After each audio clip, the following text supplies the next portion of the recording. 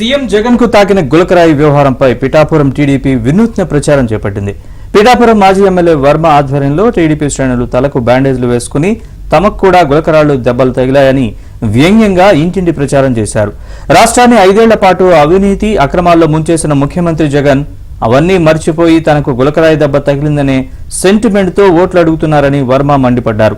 ఇకనైనా సీఎం జగన్ ఆడుతున్న డ్రామాలు ఆపాలని, చిన్న గాయం ఎన్ని రోజులుంటుందని, గాయం తగిలి 2 వారాలు కావస్తున్న తలకు ఇంకా బ్యాండేజ్ ఉండడం హాస్యాస్పదమని విమర్శించారు.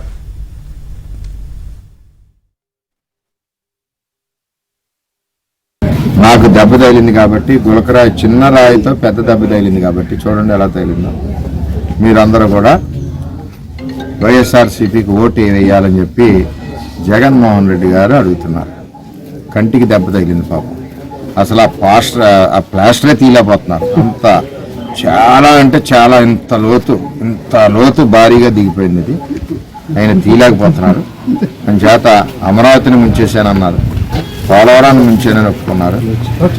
అలాగే గంజాయి మాఫియా, అలాగే డ్రగ్స్ మాఫియా, అలాగే లిక్కర్ మాఫియా, అలాగే ₹1 ఇచ్చి 1000 లాక్కున్నాను, అలాగే రైతులను మోసం చేశాను.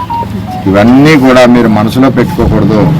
ఎందువల్లంటే నాకు దెబ్బ తగిలింది కాబట్టి నాకే ఓటేయాలి. ఈ దెబ్బను చూసి జాలిపడినా నాకు ఓటేయాలి. ఈ దెబ్బ తగలడంతో నేను చేసిన చెడు పనులన్నీ మర్చిపోయాను. మీరు కూడా మర్చిపోయి జగన్మోహన్ రెడ్డి ఓటేయాలని చెప్పి జగన్మోహన్ రెడ్డి ప్లాస్టర్ వేసుకుని ఊరంతా తిరుగుతున్నాడు.